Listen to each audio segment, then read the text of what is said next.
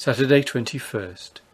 We had no sooner come to an anchor, as mentioned above, than perceiving 2 old men in the canoes, who from their garb appeared to be chiefs, these I invited on board, and they came without hesitation. To each I gave about 4 yards of linen and a spike nail. The linen they were very fond of, but the nails they seemed to set no value upon. Tupia explained to them the reasons of our coming here, and that we should neither hurt nor molest them if they did but behave in the same peaceable manner to us. Indeed, we were under very little apprehension but what they would, as they had heard of what had happened in Poverty Bay. Between 1 and 2 p.m. I put off with the boats, manned and armed, in order to land to look for fresh water, these 2 men along with us.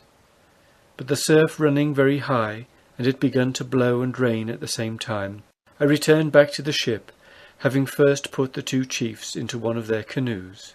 In the evening it fell moderate, and we landed and found 2 small streams of fresh water, and the natives to all appearance very friendly and peaceable. On which account I resolved to stay 1 day at least, to fill a little water, and to give Mr. Banks an opportunity to collect a little of the produce of the country. In the morning Lieutenant Gore went on shore to superintend the watering with a strong party of men, but the getting the casks off was so very difficult on account of the surf that it was noon before 1 turn came on board. Sunday 22nd. P.M. Light breezes and cloudy.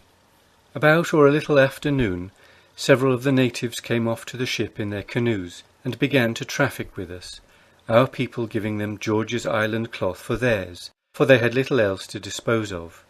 This kind of exchange they seemed at first very fond of, and preferred the cloth we had got at the islands to English cloth, but it fell in its value above 500% before night.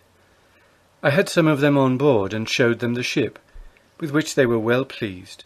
The same friendly disposition was observed by those on shore, and upon the whole they behaved as well or better than one could expect. But as the getting the water from the shore proved so very tedious on account of the surf, I resolved upon leaving this place in the morning, and accordingly at 5 a.m. we weighed and put to sea. This bay is called by the natives Tegadoo. It lies in the latitude of 38 degrees 16 minutes south, but as it hath nothing to recommend it, I shall give no description of it. There is plenty of wild celery, and we purchased of the natives 10 or 15 pounds of sweet potatoes. They have pretty large plantations of these, but at present they are scarce, it being too early in the season. At noon the Bay of Tegadoo bore west half south, distant 8 leagues, and a very high double-peaked mountain some distance inland bore northwest by west. Latitude observed 38 degrees 13 minutes south. Wind at north, a fresh gale. Monday 23rd. PM, fresh gales at north, and cloudy weather. At 1, tacked and stood inshore. At 6, sounded and had 56 fathoms fine sandy bottom. The Bay of Tegadoo bore southwest half-west, distance 4 leagues. At 8, tacked in 36 fathoms, being then about 2 leagues from land. Stood off and on all night, having gentle breezes. At 8 a.m, being right before the Bay of Tegadoo and about a league from it, some of the natives came up to us and informed us that in a bay a little to the southward, being the same that we could not fetch the day we put into Tegadoo, was fresh water and easy getting at it.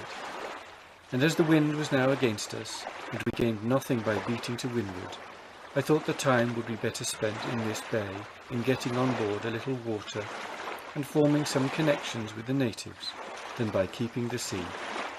With this view we bore up for it, and sent 2 boats in, manned and armed, to examine the watering place, who returned about noon and confirmed the account the natives had given. We then anchored in 11 fathoms, fine sandy bottom.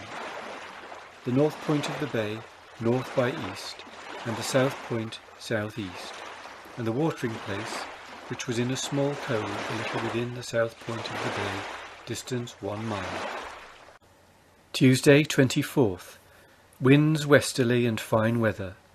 This afternoon, as soon as the ship was moored, I went ashore to examine the watering place, accompanied by Mr. Banks and Dr. Solander.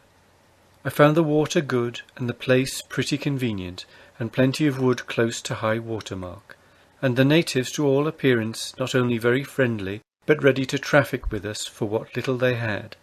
Early in the morning I sent Lieutenant Gore ashore to superintend the cutting wood and filling of water, with a sufficient number of men for both purposes, and all the marines as a guard. After breakfast I went myself, and remained there the whole day, but before this Mr. Green and I took several observations of the sun and moon. The mean result of them gave 180 degrees 47 minutes west longitude from the meridian of Greenwich. But as all the observations made before exceeded these, I have not laid down this coast agreeable to the means of the whole.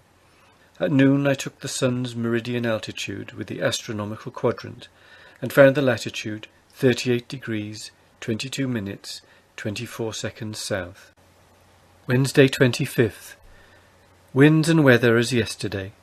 PM. Set up the armourer's forge to repair the tiller braces, they being broke. By night we had got on board 12 tons of water, and 2 or 3 boatloads of wood, and this I looked upon to be a good day's work.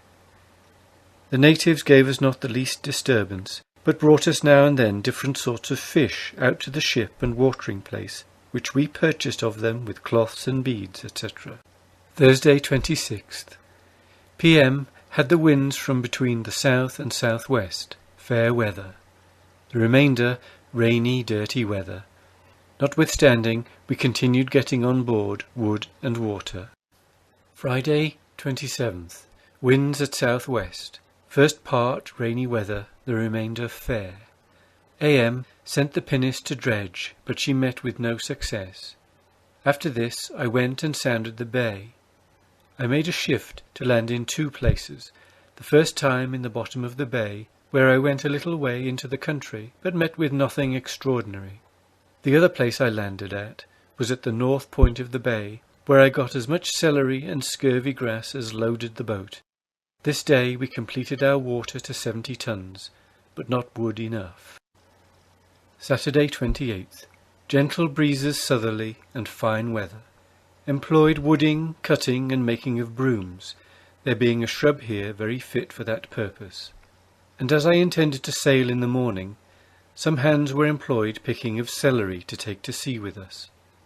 This is found here in great plenty, and I have caused it to be boiled with portable soup and oatmeal every morning for the people's breakfast, and this I design to continue as long as it will last, or any is to be got, and I look upon it to be very wholesome and a great anti-scorbutic.